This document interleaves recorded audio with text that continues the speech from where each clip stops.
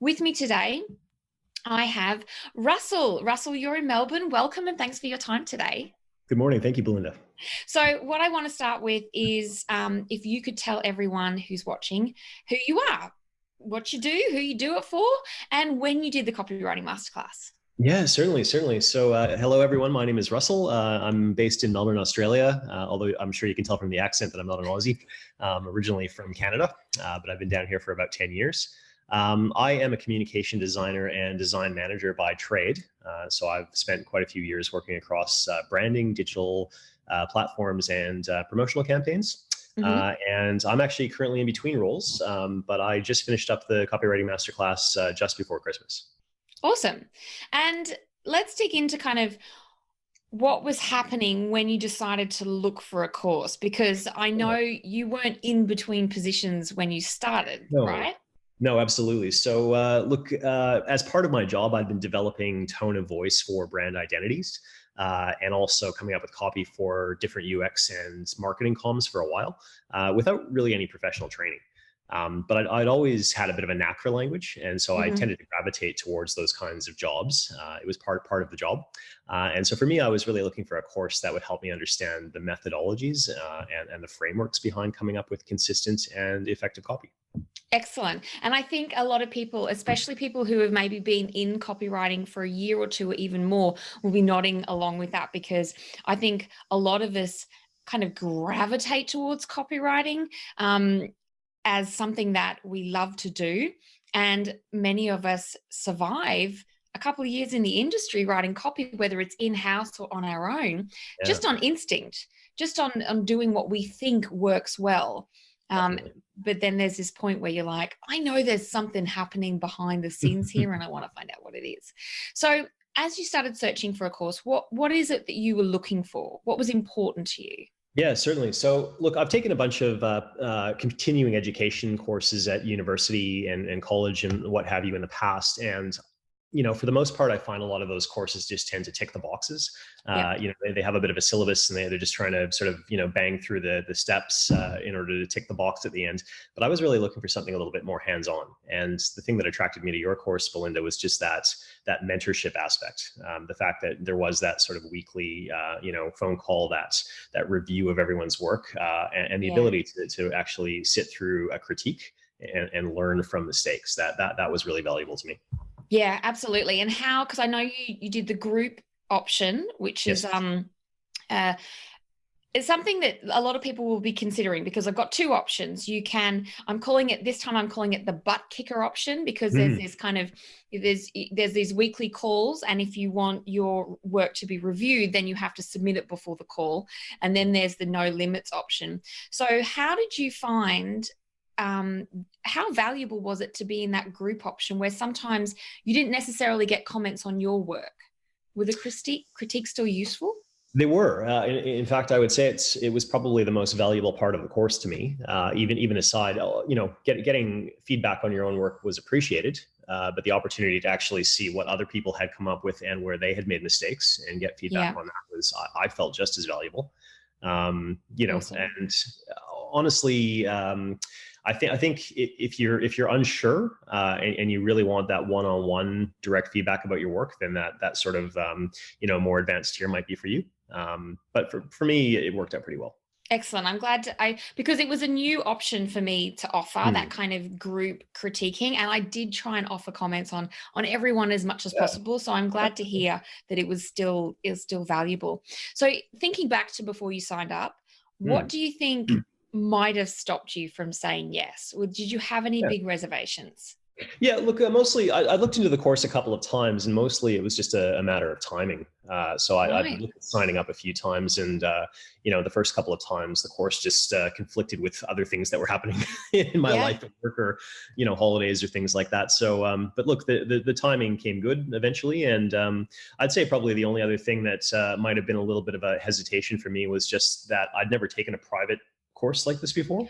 Right. I wasn't sure entirely what to expect as in comparison to those sort of more university level continuing education courses.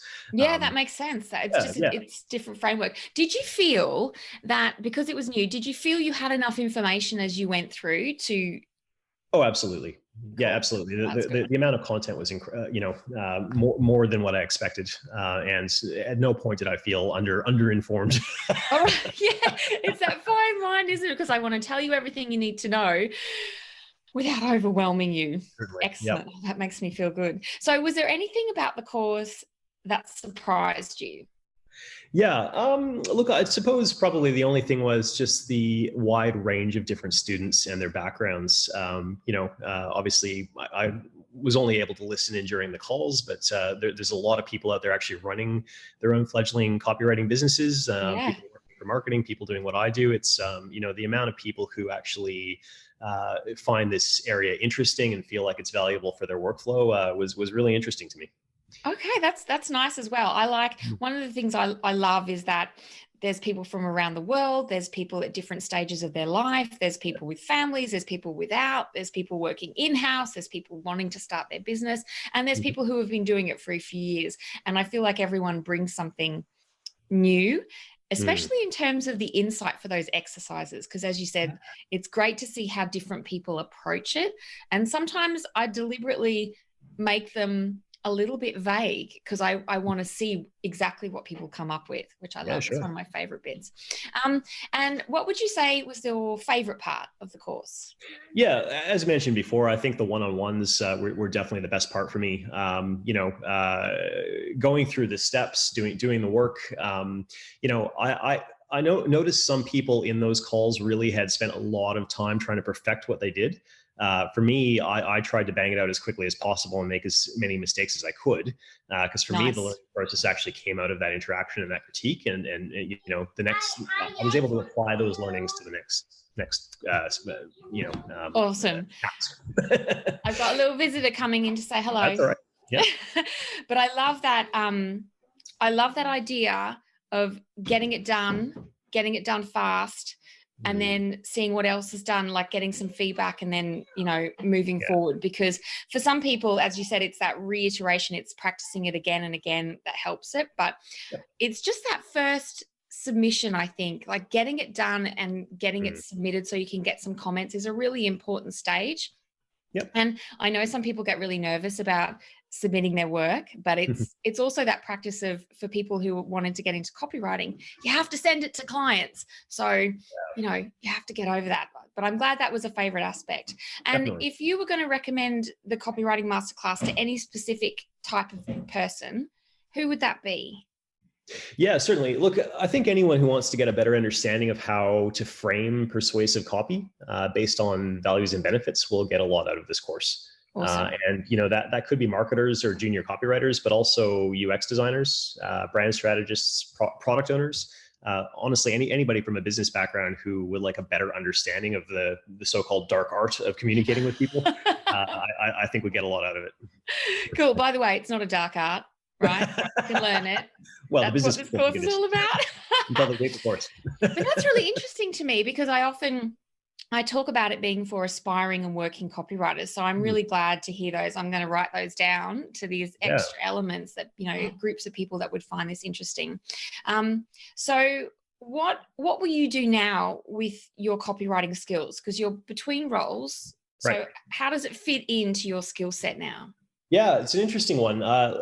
When I first signed up for the course, it was meant to build on to the kind of branding and comms work I was already doing.